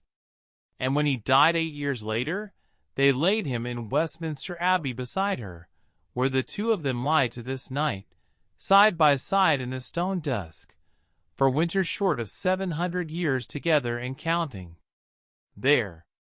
If you must carry one image from her whole story into your sleep, carry that one, two old lovers keeping the appointment. And now the fire is low, and there is one story left, and it is different from the others. No crown in it at all. Just a widow, a desk, a candle, and the most quietly revolutionary decision any woman of the Middle Ages ever made. Long before she was the first woman in the history of Europe to earn her living by writing, before the beautiful manuscripts and the royal patrons, and the city built entirely of women's stories, she was simply Christine, a small Italian girl on a boat, coming up the rivers of France in the year 1368 toward a city made of towers. She had been born in Venice, that improbable town afloat on its lagoon, but her family's fortunes lay elsewhere. Her father, Thomas of Pizan, was a physician and astrologer of such reputation that kings competed for him the way kings compete for anything rare, and the king who won was Charles V of France, Charles the Wise. They called him the quiet, bookish, remarkable king who preferred a library to a battlefield, and assembled in his tower of the Louvre the greatest collection of books in Christendom. So Christine grew up, from the age of 4, inside the French royal court at its most golden hour, a childhood spent in the shadow of that legendary library, in palaces alive with scholars and translators and illuminators, wintering beside great fires in the Louvre while her father talked of the stars with the wisest king in Europe. And in that house something quietly extraordinary happened, a thing so rare in the 14th century that Christine herself would write about it with wonder all her life. Her father decided that his daughter would be educated. Truly educated, letters, languages, philosophy, the sciences he loved, not despite being a girl, but simply because the mind was there and the books were there, and Thomas of Pizan could see no honest reason to keep them apart. Her mother, Christine tells us with a dry little smile across 6 centuries, disagreed. Her mother thought a girl should be kept to spinning and womanly things, and tried to rein the lessons in. But the father prevailed, mostly, and the girl read. Oh, how she read! She read the way some children eat sweets. Latin and French and Italian, poetry and history, Boethius and the romances, and years later she would say that her father's greatest gift to her was exactly this, that he did not believe knowledge could spoil a daughter. Hold on to that image a moment before the story moves. A dark-eyed girl by a winter fire in the Louvre, a book open on her knees, in the one household in Europe where nobody told her to put it down. Every single thing that happens for the rest of this story grows from that fireside. Though neither she nor her kind father could know it yet, and it is better that they could not, that education was about to become, quite literally, her survival. At 15, Christine was married, and here the story hands us a surprise, because the marriage that should by every rule of the age have been a cold transaction turned out to be the sweetest chapter of her life. The husband chosen for her was Etienne du Castel, a young gentleman scholar of Picardy, newly appointed a royal secretary, one of the king's trusted circle of clerks and notaries, a young man of exactly the bookish, promising sort that a scholar father would pick for a scholar daughter. And the two of them, married by arrangement like everyone else in their world, proceeded to fall thoroughly, unfashionably in love. We know it, and this is the marvelous thing, from her own pen, because Christine wrote about her marriage all her life, in poems that still glow after 600 years. She wrote that he was gentle on their wedding night, when she was young and frightened, and never anything but gentle after. She wrote a ballad whose refrain generations of French schoolchildren have sighed over. Sweet it is to me, a thing worth every praise, that he loves me well, and well I love him too. She called him the companion of her studies, the friend of her soul. He, for his part, seems to have found nothing in the world more delightful than a wife who could outread half the university, and encouraged her learning the way her father had. 10 years they had. A little house in Paris, 3 children born, the husband rising steadily in the royal service, the wife reading and raising babies and, we may guess, already scribbling. 2 young people busy and warm and certain, as the young always are, that the good years stretched ahead unbroken. It is the smallest and most ordinary happiness in all our stories tonight.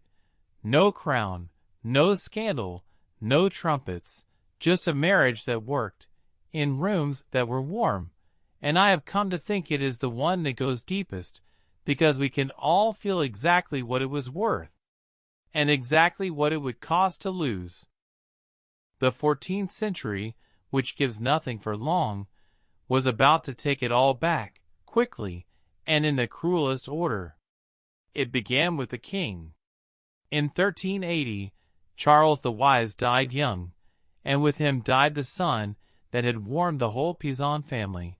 The new king was a child. The court fell to squabbling uncles, and the pensions and favors that had cushioned the old astrologer dried up season by season, as pensions at courts have always done. Her father, aging, disappointed, increasingly ill, faded and died a few years after, the first grief. And then, in 1390, came the blow that broke the world open. Etienne rode out of Paris in the king's train, on royal business to the town of Beauvais, in an autumn when an epidemic was running through the country, and in that crowd of traveling officials the sickness found him, far from home, and he died there, suddenly, among colleagues, before any word could bring his wife to him. Christine was 25 years old. In one season she found herself a widow with 3 young children, a widowed mother to support, a niece in her care, and, as she would soon discover, opening her husband's affairs with hands that must have shaken almost nothing else. She did not even know, she wrote later, what her own household was owed and what it owed. Like most wives of her age, she had been kept from the accounts, and now the accounts were all she had. Fortune, she wrote, and she gave the image a whole book years later. Fortune had turned her wheel, and everything that had been up was now down. She was alone at the bottom of it, in a Paris turning cold, with 5 mouths looking at her across the table. And it is here, at the very lowest hour of the story, in the dark of that first widowed winter, that Christine de Pizan begins to become the person the world would never forget. But we'll get to that. First came the years that Christine herself, looking back, described with a soldier's bluntness, the years of the lawsuits. A widow in medieval Paris, who wished to claim what her husband was owed, had to go to law, and go she did, to court after court, for the better part of a decade, chasing salary owed to Etienne, defending property from men who assumed a young widow would fold, standing in cold anterooms among lawyers who talked over her head, and clerks who lost her papers twice for every once they found them. She wrote later about what it was to be a woman alone in those rooms, the condescension, the small humiliations, the way men she owed nothing felt entitled to comment on her looks, her prospects, her stubbornness. Any of those men could have told her the sensible solution, and most of them surely did, remarry. That was the whole of the age's advice to a young widow. She was 25, pleasant-looking, of good connections. Some decent older lawyer or court official would take on the pretty widow Pizan, debts, children, mother, and all, and the problem of her existence would be solved. And now listen, because this is the hinge on which this whole story, and honestly, a piece of history, turns. Christine said no. Not loudly. Nothing she ever did was loud. But firmly, finally, and forever, she would not remarry. Part of it was the heart. She had had Etienne, and she wrote plainly that having known that, she wanted no less her marriage. But part of it was something newer and stranger, a thought almost nobody in Europe had thought before her, certainly not out loud, that a woman with learning might not need a husband to live. That the education her father had insisted on, the languages, the books, the trained and furnished mind, that these might be made to pay. Not as a nun, the one approved refuge, not as a dependent in some relative's hall, but as a maker, selling what she made. What she could make was words. And so, in her little house in Paris, with the children asleep and the fire banked low to save wood, the widow Pizan sat down at her desk, trimmed her candle, and went to work, turning her grief, because grief was the material she had, into poems. And the poems worked. That is the quiet miracle at the center of this story. They were good, and the right people noticed. She wrote ballads of mourning first, of the wife reaching in the night for a hand that is not there, of being, as her most famous line has it, alone, and alone she wished to stay, and the great households of France, where poetry was a currency, began to pass them around. Here was something new, verses of love and loss written not by a courtier playing at feeling, but by a woman who had lived every syllable, and elegantly, learnedly, in forms as polished as anything the professionals produced. Commissions followed, in the way of that world. A prince would send a purse and a request, verses for a festival, a poem of consolation, lines for a lady's book of hours.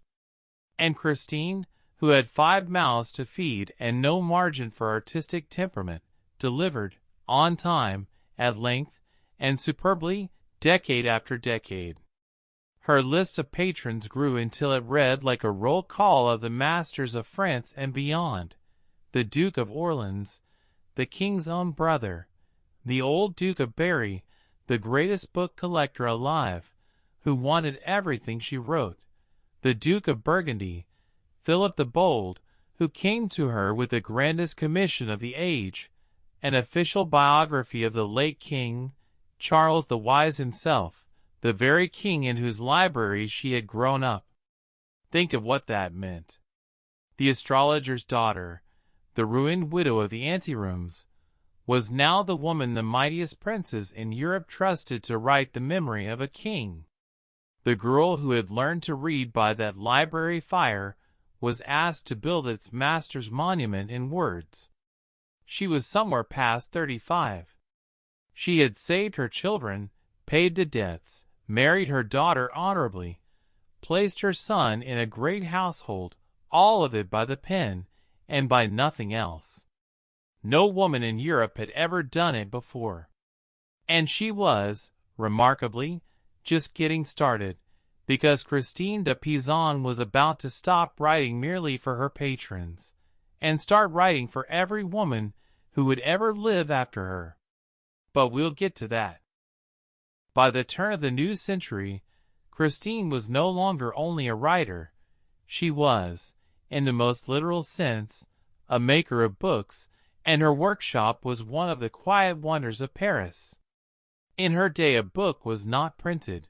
It was built, like a piece of jewelry the size of a lapdog, parchment scraped and ruled, text copied out by hand in inks she had opinions about, initials gilded, margins flowered, miniature paintings set into the pages like windows. And Christine ran the whole enterprise. She oversaw the copying of her own works, hired the parchment makers, and the binders, and commissioned the finest illuminators in the city to paint her pages. Among them, and history holds its breath here, a woman she praised by name, a certain Anastasia, whom Christine declared unsurpassed in all Paris at the painting of flowered borders and burnished gold. A woman author, employing a woman painter, in the year 1405. The books that came out of that workshop survive. You can see them today in the great libraries, colors still rich as the day they dried, and the most splendid of them all shows us Christine's finest hour in a single picture. It is the presentation page of a grand collected volume made for the Queen of France, Isabeau of Bavaria, and in it we see the Queen's own chamber, and look at how they painted it, because we have spent our whole night learning to read this room. The walls hung in patterned cloth, the little dogs on the coverlet, the ladies in their finery seated round. A fire's warmth implied in every fold of it, winter kept at bay outside. And there in the middle, kneeling gracefully in a plain blue gown, with a white headdress, a small dark-haired woman presents an enormous, gorgeous book to the Queen of France with her own hands. The author, delivering her collected works to her queen. Every woman in that painted room is watching. The little dogs are watching. 600 years later, we are still watching. It may be the single most quietly triumphant image the Middle Ages ever produced, and she earned every gilded inch of it at a desk, by candlelight, alone. But fame had teeth, and Christine, having won her place among the men of letters, discovered what the price of admission was. The fashionable literature those men admired was frequently, casually, elaborately contemptuous of women. The most celebrated poem in all of France, the great romance of the Rose, which every educated person quoted the way we quote Proverbs, devoted long, brilliant passages to the theme that women were by nature deceitful, greedy, foolish, and impossible to trust, and this was not considered an opinion, merely a truth, wittily put. And around the year 1401, Christine de Pizan, the widow who owed her whole survival to patrons steeped in that poem, did something that required a courage we can barely measure now. She said, in writing, that the great poem was wrong. Wrong about women, wrong in its cruelty, unworthy of its own genius. The literary men of Paris fell on her, royal secretaries, university scholars, men with every advantage of Latin and position, and there followed the first great literary debate in French history, the Quarrel of the Rose, letters flying back and forth, read aloud in every salon, and at the center of it one self-taught Italian widow, politely, learnedly, immovably refusing to yield. Reread her side of that correspondence today, and it is she who sounds modern and they who sound like the past. When they condescended, she answered with sources. When they thundered that a mere woman could not judge such a masterwork, she replied, sweet reason itself, and you can hear the steel under it, that if women had written the books, the stories about women would have been different ones. She did not win the quarrel, exactly. Such quarrels are not won. She did something better. She realized, in the middle of it, what her true life's work was, that it was not enough to object to the slanders one by one. Someone would have to build the answer. Someone would have to gather up all the true stories, and raise them into a shape that could not be knocked down. And so she reached for the grandest image her century possessed, the walled city, the fortress, the very kind of stronghold we have been sleeping inside all night, and she began to build one out of women. We'll walk through its gates right now. She called it the Book of the City of Ladies, and it begins with a scene so honest it still stings gently across the centuries. Christine shows us herself, sitting in her study on a winter's day, weary, when she idly picks up yet another learned book jeering at womankind, and for once, in the dusk of a low moment, the poison works. She looks at her own hands and wonders, in despair, why God made her a woman at all, if woman is the botched and wicked thing all the authorities agree she is. And then, into her candlelit study, come three shining ladies, Reason, Rectitude, and Justice, Wisdom wearing crowns, and they say to her, in effect, and with great tenderness, "Dry your eyes, dear daughter. The books are wrong. And you are going to help us prove it. We have come to help you build a city." Stone by stone, the rest of the book raises it, and every stone is a woman's true story. Empresses and inventors go into the foundations.